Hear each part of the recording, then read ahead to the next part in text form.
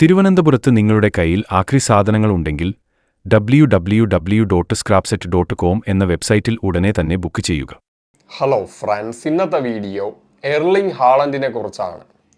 അപ്പോൾ ഹാളൻഡ് എന്ന് പറയുന്ന ഫുട്ബോൾ കളിക്കാരൻ എന്തുകൊണ്ടാണ് മറ്റുള്ളവരിൽ നിന്ന് വ്യത്യസ്തനായിട്ട് നിൽക്കുന്നത്? ഇപ്പോൾ ഹാളൻഡിനെ കുറിച്ചുള്ള ഒരുപാട് റീൽസും വീഡിയോസൊക്കെ ഉണ്ട്. അതിൽ ഹാളൻഡിനെ വൈക്കിംഗ് വാറിയർ ആയിട്ട് ചിത്രീകരിക്കുന്നുണ്ട്.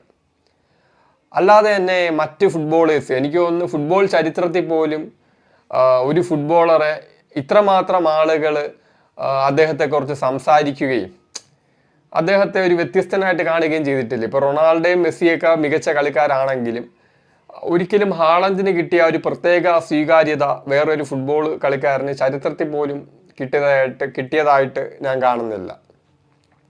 അപ്പോൾ ഹാളൻഡ് എന്തുകൊണ്ട് വ്യത്യസ്തനായി, അദ്ദേഹം എന്തുകൊണ്ട് സ്പെഷ്യലായി എന്നതിനെ കുറിച്ചാണ് ഇന്നത്തെ വീഡിയോ. അല്ലെങ്കിൽ അദ്ദേഹത്തെ വൈക്കിംഗ് എന്ന് വിളിക്കുന്നതിൽ എന്തെങ്കിലും കാര്യമുണ്ടോ? അപ്പോൾ അതിനെക്കുറിച്ചാണ് എനിക്ക് പറയാനുള്ളത്. അപ്പോൾ ഹാളൻഡ് ഒരു നോർവീജിയൻ ഫുട്ബോളറാണ്, നോർവേക്കാരനാണ്. അപ്പോൾ അതുകൊണ്ട് തന്നെ ആദ്യം എവിടെ തുടങ്ങാം? ആദ്യം നമുക്ക് നോർവേക്കാരെ കുറിച്ച് തന്നെ തുടങ്ങാം. അതായത് ഹോമോസാപ്പിയൻസ് എന്ന് പറയുന്ന മനുഷ്യർ ആഫ്രിക്കയിലാണ് ഉണ്ടായത്. ഒരു 2.5 മുതൽ 3 ലക്ഷം വർഷമായി ആഫ്രിക്കയിൽ.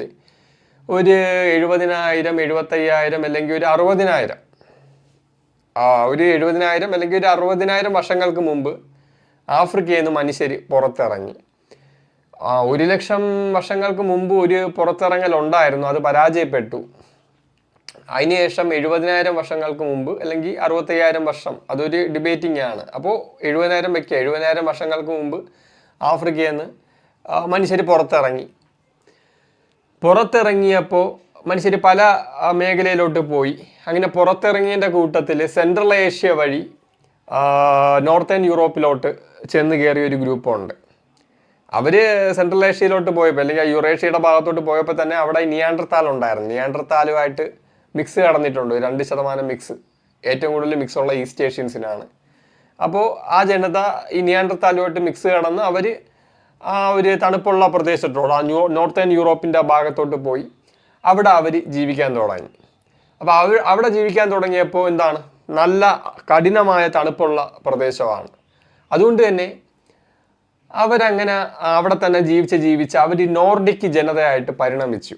അതായത് അവിടെ ചെന്നപ്പോൾ ആഫ്രിക്കയിൽ നിന്ന് തികച്ച് വ്യത്യസ്തമായിട്ടുള്ള കാലാവസ്ഥയാണ്, അതികഠിനമായിട്ടുള്ള തണുപ്പാണ്. 2, സസ്യഭക്ഷണങ്ങളൊക്കെ ആഫ്രിക്കയെ പോലെ കിട്ടത്തില്ല, അവിടെ കൂടുതൽ മാംസാഹാരം കഴിക്കേണ്ടി വന്നു.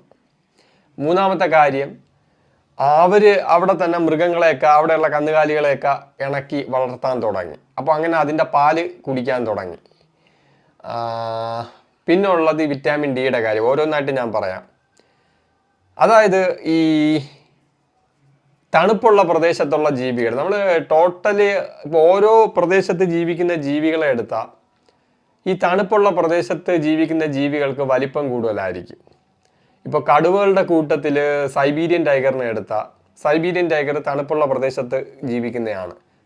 സാധാരണ മറ്റ് സബ് സ്പീഷീസ് കടുവകളെക്കാളും സൈബീരിയൻ ടൈഗറിനായിരിക്കും ശരീര വലിപ്പം കൂടുതൽ. അതുപോലെ തന്നെയാണ് പൊളാർ ബിയറിനെ എടുത്താൽ ബാക്കിയുള്ള കരടി ഇനങ്ങളെക്കാളും പൊളാർ ബിയറിനായിരിക്കും വലിപ്പം കൂടുതൽ. അല്ലെങ്കിൽ മാനുകളെ എടുത്താൽ ബാക്കിയുള്ള മാനുകളെക്കാളും തണുപ്പുള്ള പ്രദേശത്തുള്ള മാൻ, റെയിൻഡിയർ അല്ല, മൂസ് എന്ന് പറയുന്ന ഒന്നുണ്ട്. റെയിൻഡിയറിനേക്കാളും വലിപ്പമാണ് മൂസ്. ഈ മൂസിനെ എടുത്താൽ ഭയങ്കര വലിപ്പമായിരിക്കും. അപ്പോൾ സ്വാഭാവികമായിട്ട് തണുപ്പുള്ള പ്രദേശത്ത് എത്തിപ്പെട്ട ജീവികളുടെ സബ് സ്പീഷീസുകളെല്ലാം, അതായത് ഉപജാതികളെല്ലാം ഭയങ്കര ശരീര വലിപ്പമുള്ള ജീവികളാണ്. അപ്പോൾ അതുകൊണ്ട് അതിനുള്ള കാരണം, അതായത് തണുത്ത പ്രദേശത്ത് ജീവിക്കുന്ന ജീവികൾക്ക് ശരീരത്തിൽ കൂടുതൽ ചൂട് നിലനിർത്തണം. തണുത്ത പ്രദേശത്ത് അറിയാമല്ലോ, അതികഠിനമായിട്ടുള്ള തണുപ്പായതുകൊണ്ട് തന്നെ ചെറിയ ശരീരമുള്ള ജീവികൾക്ക് അവിടെ എക്സിസ്റ്റ് ചെയ്യാൻ കുറച്ച് ബുദ്ധിമുട്ടായിരിക്കും. കാരണം ചെറിയ ശരീരത്തിന് ചൂട് കൂടുതൽ നേരം നിലനിർത്താനുള്ള ബുദ്ധിമുട്ടുള്ളതുകൊണ്ട് തന്നെ സ്വാഭാവികമായിട്ട് വലിയ ശരീര വലിപ്പം അവിടെ ആവശ്യമുണ്ട്, ചൂട് കൂടുതൽ നിലനിർത്താൻ വേണ്ടി. അതുകൊണ്ടാണ് ഈ തണുപ്പുള്ള പ്രദേശം, ഇപ്പോൾ സൈബീരിയൻ ടൈഗറിന് കുറച്ച് ശരീര വലിപ്പം കൂടിയത് അതുകൊണ്ടാണ്. പൊളാർ ബിയറിന് ബാക്കിയുള്ള കടുവേക്കാളും ശരീര വലിപ്പം കൂടിയത് അതുകൊണ്ടാണ്. അല്ലെങ്കിൽ മൂസിന് ശരീര വലിപ്പം കൂടിയത്. അതുകൊണ്ടാണ്. അപ്പം ഞാൻ പറഞ്ഞ ഇപ്പോൾ റെയിൻഡിയറിനെ നോക്കി അത്രയും വലിപ്പം നമ്മുടെ സ്വാഭാവികമായിട്ട് തണുപ്പുള്ള പ്രദേശത്തുള്ള ജീവികൾക്ക് കുറച്ച് ശരീര വലിപ്പം കൂടുതൽ വേണം, കാരണം ചൂട് നിലനിർത്താൻ വേണ്ടി. രണ്ടാമത്തെ കാര്യം, അവർക്ക് എപ്പോഴും ഭക്ഷണം കിട്ടത്തില്ല. ഈ തണുപ്പില്ലാത്ത പ്രദേശത്തെ അപേക്ഷിച്ച് തണുപ്പുള്ള പ്രദേശത്ത് എപ്പോഴും ഭക്ഷണം കിട്ടത്തില്ല. അതുകൊണ്ട് തന്നെ അവരുടെ ശരീരത്തിൽ കുറച്ച് ഫാറ്റ് സ്റ്റോർ ചെയ്ത് വെക്കണം. ഇപ്പോൾ പൊളാർ ബിയറിൻ്റെ ശരീരത്തിൽ ഭയങ്കര അധികം ഫാറ്റ് ഉണ്ട്, അല്ലെങ്കിൽ ഇപ്പോൾ സൈബീരിയൻ ടൈഗറിന് ആണ് ഏറ്റവും കൂടുതൽ വലിപ്പം, കാരണം ഫാറ്റ് സ്റ്റോർ ചെയ്ത് വെച്ചിട്ടുണ്ട്. എപ്പോഴും ഭക്ഷണം കിട്ടാത്തതുകൊണ്ട് കൂടുതൽ ഫാറ്റ് സ്റ്റോർ ചെയ്ത് വെച്ചിട്ടുണ്ട്. അപ്പോൾ അതൊക്കെ കൊണ്ടാണ് ഈ ശരീര വലിപ്പത്തിൽ വ്യത്യാസം വരുന്നത്. അതുകൊണ്ട് തന്നെ ആഫ്രിക്കയിൽ നിന്ന് പുറത്തിറങ്ങിയ സെൻട്രൽ ഏഷ്യ വഴി നോർത്തേൺ യൂറോപ്പിലോട്ട് പോയ ആ ജനതയ്ക്ക് സ്വാഭാവികമായിട്ട് തണുപ്പുള്ള പ്രദേശത്ത് ജീവിക്കാൻ അവരുടെ ശരീരത്തിന് കൂടുതൽ ചൂട് നിലനിർത്താൻ വേണ്ടി അവിടെ നാച്ചുറൽ സെലക്ഷൻ വഴി അവിടെയുള്ള ആളുകൾ കുറച്ച് സ്വാഭാവികമായിട്ട് ബാക്കിയുള്ളവരെക്കാളും കുറച്ച് ശരീര വലിപ്പം കൂടിയിട്ടുണ്ട് അവർക്ക്. രണ്ടാമത്തെ കാര്യം, വിറ്റാമിൻ ഡി. ആഫ്രിക്കയിൽ വളരെയധികം സൂര്യപ്രകാശം UV റൈസ് ഭയങ്കരമായിട്ട് കിട്ടും. ഭയങ്കര ചൂട് കൂടിയ പ്രദേശമാണ് ആഫ്രിക്ക. അപ്പോൾ ആഫ്രിക്കയിൽ തന്നെ UV റൈസ് ഭയങ്കര പവർഫുള്ളായിട്ട് കിട്ടുന്നതുകൊണ്ട് തന്നെ സ്കിന്നിൽ മെലാനിൻ ആവശ്യമുള്ളതുകൊണ്ട് ഡാർക്ക് സ്കിന്നാണ് ആഫ്രിക്കക്കാർക്ക്. അതേസമയം ആഫ്രിക്കയിൽ നിന്ന് പുറത്തിറങ്ങി നോർത്തേൺ യൂറോപ്പിൻ്റെ ഭാഗത്തോട്ട് പോയ ആ ഒരു നോർവീഡിയൻ ജനത, അവിടെ വന്ന് പരിണമിച്ച് അവിടെ അഡാപ്റ്റ് ചെയ്ത നോർവീഡിയൻ ജനതയായ ആളുകൾക്ക് വൈറ്റമിൻ ഡി കിട്ടാൻ വേണ്ടി, UV റൈസ് അഡാപ്റ്റ് ചെയ്യാൻ വേണ്ടി അവർക്ക് നല്ല വെളുത്ത തൊലികൾ കിട്ടി. ഏറ്റവും കൂടുതൽ വൈറ്റ് സ്കിന്നുള്ള നോർത്തേൺ യൂറോപ്പിലുള്ള ഈ ജർമാനിക് എന്ന് പറയുന്ന ആ ഒരു പ്രദേശത്ത് നിന്ന് ജീവിക്കുന്ന ആളുകൾക്കാണ്, ജർമാനിക് ജനതയ്ക്കാണ്. ആ ജനതയാണ് ജർമാനിക് എന്ന് പറയുന്നത്. ജർമാനിക് ട്രൈബ്സ് എന്ന് പറയും. അവിടെ ഗോത്രങ്ങളായിട്ട് ജീവിച്ച ജർമാനിക് ട്രൈബ് ഇങ്ങനെ ആയി മാറിയത് നാച്ചുറൽ സെലക്ഷൻ വഴി അങ്ങനെ ആയി മാറിയത്. അപ്പോൾ അവരുടെ തൊലി നല്ല വൈറ്റ് കളറാണ്. അപ്പോൾ കാരണം അവർക്ക് സൂര്യപ്രകാശത്തിന് UV റൈസ് കുറഞ്ഞ, അതായത് തണുപ്പുള്ള പ്രദേശം നോർത്തേൺ യൂറോപ്പിലൊക്കെ സൂര്യപ്രകാശം കുറവാണ്. അതുകൊണ്ട് തന്നെയാണ് അവർക്ക് നല്ല വെളുത്ത സ്കിന്നായിരിക്കും. വെളുത്ത സ്കിന്നായതുകൊണ്ട് തന്നെ അവർക്ക് കുറച്ച് കുറഞ്ഞ UV റൈസിൽ നിന്ന് തന്നെ അവർക്ക് മികച്ച രീതിയിൽ വിറ്റാമിൻ ഡി ഉൽപ്പാദിപ്പിക്കാൻ പറ്റി. മൂന്നാമത്തെ കാര്യം, അവർക്ക് നടന്നൊരു പരിണാമം. അവർ മൃഗങ്ങളെ ഇണക്കി വളർത്തി അതിൽ നിന്ന് കന്നുകാലികളിൽ നിന്ന് പാല് കുടിക്കാൻ തുടങ്ങി, റോ മിൽക്ക്. അപ്പോൾ നമുക്കറിയാം പാല് കുടിക്കാൻ വേണ്ടി പരിണമിച്ച ജീവിയല്ല മനുഷ്യർ. അപ്പോൾ പാലിങ്ങനെ അവർക്ക് വേറെ ഭക്ഷണം കിട്ടൂല്ലോ, തണുപ്പല്ല, ഐസേജിനെയൊക്കെ അതിജീവിച്ചൊരു ജനത കൂടെയാണ്. അപ്പോൾ അവർക്ക് ആ സമയത്ത് കന്നുകാലികളിൽ നിന്ന് പാലൊക്കെ കുടിക്കേണ്ടി വന്നു സർവൈവ് ചെയ്യാൻ വേണ്ടി. അപ്പോൾ ആ സമയത്ത് ഒരു കുട്ടി വളർന്ന് വലുതായ പാല് ദഹിപ്പിക്കാനുള്ള എൻസൈംസ് പിന്നെ ആവശ്യമില്ല. പക്ഷേ അഡൾട്ടായിട്ടുള്ള ആളുകൾ കന്നുകാലികളുടെ പാല് കുടിച്ച് അതിനെ ഒരു പരിണാമമെന്ന് പറയാമോന്ന് ചോദിച്ചാൽ ഒരു ചെറിയ ജീൻ ട്യൂണിങ് എന്ന് വേണം പറയാൻ. അതിനെ ഒരു പരിണാമമായിട്ട് വേണമെങ്കിൽ പരിണാമമായിട്ട് സൂചിപ്പിക്കാം. വലിയ ഒരു പരിണാമമല്ല. കുട്ടിക്കാലത്തെ പാല് ദഹിപ്പിക്കേണ്ട എൻസൈംസ് വളർന്ന് വലുതായാലും ആ എൻസൈംസ് അങ്ങനെ തന്നെ തുടരണമെന്നുള്ള ആ ഒരു ജീൻ ട്യൂണിങ് നടന്ന് അവർക്ക് പാല് ദഹിപ്പിക്കാൻ പറ്റി. അപ്പോൾ ശരീര വലിപ്പം കൂടി. പിന്നെ മെലാനിൻ, കണ്ണിൻ്റെ കളറൊക്കെ അറിയാമല്ലോ. ഈ കണ്ണിൻ്റെ കൃഷ്ണമണിയുടെ ആ ഒരു ഐറിസ് കളറ് മറ്റേ ബ്ലൂ ഒക്കെ ആവും. ആ സാഹചര്യം അനുസരിച്ച് ഈ മെലാനിൻ തൊലിയിൽ കുറയുമ്പോൾ തന്നെ കണ്ണിലും അതിനനുസരിച്ച് മെലാനിൻ കുറയുമെന്ന് അറിയണം. കാരണം സൂര്യപ്രകാശം കണ്ണിന് വലുതായിട്ട് അടിക്കുന്നില്ലല്ലോ.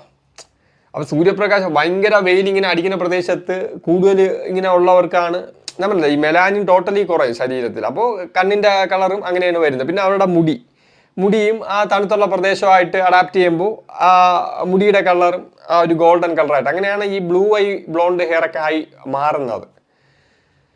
അപ്പോൾ അങ്ങനെയാണ് ആ നോർവീജിയൻ ജനത അവിടെ എത്തിയത്. അപ്പോൾ ഇതാണ് ആ നോർവീജിയൻ ജനത, അല്ലെങ്കിൽ ഹാളണ്ടിൻ്റെ പൂർവികരുടെ ഒരു പരിണാമ ചരിത്രമാണ് ഞാൻ പറഞ്ഞത്. ആഫ്രിക്കയിൽ നിന്ന് പുറത്തിറങ്ങിയ ആ ജനത അങ്ങനെ ആയെന്നാണ് ഞാൻ പറഞ്ഞത്. രണ്ടാമത്തെ കാര്യം, ഒരു കാര്യം കൂടെ പറയണം, ഈ ഫാസ്റ്റ് ടച്ച് മസിൽ ഫൈബേഴ്സ്, അതായത് ഈ തണുപ്പുള്ള പ്രദേശത്ത് ഓടാനും അവിടെ വേട്ടയാടാനൊക്കെ തണുപ്പില്ലാത്ത പ്രദേശത്തെ അപേക്ഷിച്ച് കുറച്ച് പാടാണ്. അപ്പോൾ അതുകൊണ്ട് തന്നെ ആ പ്രദേശത്ത് എന്നേറിയ നോർവീജിയൻ ജനത ആഫ്രിക്കയിൽ നിന്ന് പുറത്തിറങ്ങി നോർത്തേൺ യൂറോപ്പിൽ പോയി അവിടെ അഡാപ്റ്റ് ചെയ്ത് പരിണാമം നടന്ന് ആ ഒരു ജർമാനിക് ട്രൈബായിട്ട് മാറിയ ജനതയ്ക്ക് ഫാസ്റ്റ് ടച്ച് മസിൽ ഫൈബേഴ്സ് കുറച്ച് കൂടുതലാണ്. അപ്പോൾ അതുകൊണ്ട് തന്നെയാണ് കൂടുതലാണെന്ന് പറയപ്പെടുന്നു. അപ്പോൾ അതുകൊണ്ടാണ് ഈ ഒളിമ്പിക്സിലൊക്കെ ഏറ്റവും കൂടുതൽ മെഡൽ നേടുന്നതൊക്കെ ഈ ജർമാനിക്ക് ആയിട്ടുള്ള ആ ഒരു പ്രദേശത്ത് വന്ന ആളുകളാണ്. കാരണം അവർ ഈ തണുപ്പിനെ കൂടുതൽ അതിജീവിക്കാൻ വേണ്ടി അവർക്ക് കൂടുതൽ ഫാസ്റ്റ് ടച്ച് മസിൽ ഫൈബേഴ്സ് കൂടുതൽ വേണ്ടി വന്നതുകൊണ്ട് ആ ജനതയ്ക്ക് അത് കൂടുതലാണ്. അതുകൊണ്ടാണ് ഒളിമ്പിക്സിലൊക്കെ അവർ മികച്ച പ്രകടനം കാഴ്ചവെക്കുന്നത്. അല്ലെങ്കിൽ ഹാളൻഡൊക്കെ ഇത്രയും മികച്ച പ്രകടനം ബാക്കിയുള്ള കളിക്കാരെക്കാളും കൂടുതൽ പ്രകടനം കാഴ്ചവെക്കുന്നതൊക്കെ അതുകൊണ്ടാണ്. അപ്പോൾ ഇത്രയും ഞാൻ പെട്ടെന്ന് പറഞ്ഞതന്നേ ഉള്ളൂ ഇത്രയും കാര്യങ്ങൾ. അപ്പോൾ ഇങ്ങനെയാണ് ആ ജർമാനിക് ജനതയെക്കുറിച്ച് പറയേണ്ടത്. അപ്പോൾ ഇനി ജർമാനിക് ജനത പല ഗ്രൂപ്പുകളായിട്ട് പിന്നീട് പിരിയുന്നുണ്ട്. അപ്പോൾ ഈ വൈക്കിംഗ് എന്ന് ഹാളൻഡിനെ വിളിക്കുന്നുള്ളൂ. ഞാൻ അതിലോട്ടാണ് ഇനി കടക്കാൻ പോകുന്നത്. അപ്പോൾ ഈ ജർമാനിക് ജനത ആ നോർത്തേൺ യൂറോപ്പിലുള്ള ജർമാനിക് ട്രൈബുകൾ പല സ്ഥലത്തോട്ട് പിരിയാൻ തുടങ്ങി. അതായത് വെസ്റ്റ് ജർമാനിക്ക്, അതായത് അവരാദ്യം നോർത്തിൽ തന്നെ തുടർന്ന നോർത്ത് ജർമാനിക്കുണ്ട്. ഈ നോർത്ത് ജർമാനിക്കാണ് നോർസ് എന്ന് പറയുന്ന ഒരു ഗ്രൂപ്പ് ട്രൈബ് നോർസ്. അവർ പിരിഞ്ഞ്, അതായത് ജർമാനിക്ക് എന്നുള്ള ആ ഞാനീ പറഞ്ഞ ആ ഒരു നോർഡിക് ജനത, ആ ഒരു നോർത്തേൺ യൂറോപ്പിൽ ആ ഒരു പരിണാമം നടന്ന് മാറ്റം വന്ന ജനത ഒന്ന് ഈ നോർത്തേൺ യൂറോപ്പിലോട്ട് പോയി. നോർത്തേൺ യൂറോപ്പിലുള്ളവർ അവർ നോർസാണ്, നോർസ്. പിന്നെ ഉള്ളവർ വെസ്റ്റ് ഭാഗത്തോട്ട്, വെസ്റ്റ് ജർമ്മനിയിലോട്ട്, വെസ്റ്റ് ജർമാനിക്ക് വെസ്റ്റ് ഭാഗത്തോട്ട് പോയവരാണ് Anglo Saxons. Anglo Saxons German ജനത. പിന്നെ ഈസ്റ്റിലോട്ട് പോയവർ, ഈസ്റ്റ് ജർമാനിക്കുണ്ട്, അവർ ഗോത്താണ്, ഗോത്ത് ട്രൈബാണ്. അപ്പോൾ ഈസ്റ്റ് ജർമ്മനിയിലുള്ളത് ഗോത്ത്, വെസ്റ്റ് ജർമ്മനിയിലുള്ളത് ആംഗ്ലോ സാക്സൺ ജർമ്മൻ, പിന്നെ ഉള്ള നോർത്ത് ജർമ്മനിയിലുള്ളത് നോർസ്. അപ്പോൾ നമുക്ക് ഈ നോർത്ത് ജർമ്മനി എടുക്കാം, ബാക്കി നമുക്ക് വിടാം. അപ്പോൾ ഈ നോർത്ത് ജർമ്മനിയിലുള്ള ഈ നോർസ് എന്നുള്ള ജനതയുണ്ടല്ലോ, അവരുടെ കൂട്ടത്തിൽ നിന്ന് കുറച്ച് ആളുകൾ റൈഡിന് പോവും. വെള്ളത്തിൽ അവിടെ ജീവിക്കാൻ നിവൃത്തിയില്ലാതെ വെള്ളത്തിൽ കയറിയിട്ട് വേറെ സ്ഥലത്തൊക്കെ പോവും.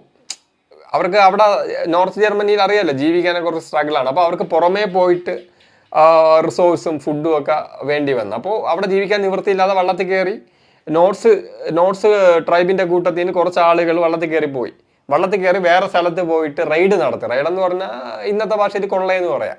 ബാക്കിയുള്ള ആളുകളെ നിന്ന് റിസോഴ്സും ഭക്ഷണവും സ്ത്രീകളും എല്ലാം എടുത്ത് കൊള്ളക്കാരായിട്ട് ജീവിക്കുന്ന ആളുകൾ, ഇന്നത്തെ സമയത്ത് കൊള്ളക്കാരെന്ന് പറയണം.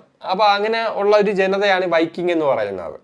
അപ്പോൾ വൈക്കിംഗ് ഈ നോർസ് ജനത, നോർത്തേൺ യൂറോപ്പിലുള്ള നോർസ് ജനതയായിട്ട് ബന്ധപ്പെട്ടാണ് വൈക്കിംഗ് വരുന്നത്. ഈ വെസ്റ്റ് ജർമ്മനിയിലുള്ള ആംഗ്ലോ സാക്സൺസും ജർമ്മനും, അല്ലെങ്കിൽ ഈസ്റ്റ് ജർമ്മനിയിലുള്ള ഗോത്ത് ട്രൈബ്, അവർ വേറെയാണ്. അവർ വൈക്കിങ്ങുമായിട്ട്, അവർ ജർമാനിക്കാണ്, ഇവരൊക്കെ ജർമാനിക് ട്രൈബാണ്, പക്ഷെ അവർ ബന്ധമില്ല. അപ്പോൾ ഈ ഹാളൻഡിൻ്റെ പിൻഗാമികളെന്ന് പറയുന്നത് നോർസാണ്, നോർത്തേൺ യൂറോപ്പ്, നോർസ് ജനത. അപ്പോൾ നോർസിൻ്റെ ഇടയിൽ നിന്ന് വള്ളത്തിൽ കയറി പോകുന്ന ഒരു ഗ്രൂപ്പിനെയാണ് വൈക്കിംഗ് എന്ന് പറയുന്നത്. ഇവരൊക്കെ വൈക്കിംഗ് എന്ന് പറഞ്ഞാൽ പ്രത്യേക ഒരു വർഗ്ഗമൊന്നും അല്ല. ഇവരൊക്കെ ടോട്ടലി ആ തണുപ്പിനെ അഡാപ്റ്റ് ചെയ്ത ഒരു ജർമാനിക് എന്ന് പറയുന്ന ജനതയാണ് ഇവരൊക്കെ. പിന്നെ പിരിഞ്ഞു പോയതുകൊണ്ടാണ് വ്യത്യസ്തമായിട്ടുള്ള ആംഗ്ലോ സാക്സ് എന്നും നോർസ് എന്നും വൈക്കിംഗ് എന്നും നോർമൻ എന്നൊക്കെ പറയേണ്ടി വരുന്നത്, അല്ലെങ്കിൽ ഗോത്ത് എന്നൊക്കെ പറയേണ്ടി വരുന്നത്. ആ ജനത പല ഭാഗത്തോട്ട് വെസ്റ്റിലും ഈസ്റ്റിലും നോർത്തിലൊക്കെ മാറിപ്പോയി അവർക്ക് അഡാപ്റ്റേഷൻ വേറെ ഗ്രൂപ്പുകളായിട്ട് പിരിഞ്ഞുകൊണ്ടാണ് നമുക്ക് അങ്ങനെ പറയേണ്ടി വരുന്നത്. അപ്പോൾ അപ്പോൾ വൈക്കിംഗ്. അപ്പോൾ ഈ ഹാളൻഡിൻ്റെ ഒരു പൂർവികരുടെ ചരിത്രം എടുത്താൽ ഇതാണ് ടോട്ടൽ ഹിസ്റ്ററി. ആഫ്രിക്കന് പുറത്തിറങ്ങിയോട്ട് അവരുടെ ആ ഒരു ഹിസ്റ്ററിയും ഹാളൻഡിന് എന്തുകൊണ്ടാണ് ആളുകൾ വൈക്കിംഗ് എന്ന് വിളിക്കുന്നതിനൊക്കെ ഉള്ള ഉത്തരം ഇതാണ്. ഹാളൻഡ് ഒരു നോർവേക്കാരനാണ്. നോർവേ എന്ന് പറയുന്ന വൈക്കിങ്സിന്റെ ഒരു ഹാർട്ടാണ്, ഹൃദയഭൂമി എന്ന് വേണമെങ്കിൽ നമുക്ക് പറയാം. അപ്പോൾ ഇതാണ് ഹാളൻഡിൻ്റെ ആ ഒരു വൈക്കിംഗ് ചരിത്രം എന്ന് പറയുന്നത്. അല്ലെങ്കിൽ ഹാളൻഡിൻ്റെ ശരീരം നമുക്ക് നോക്കിയാൽ മതി.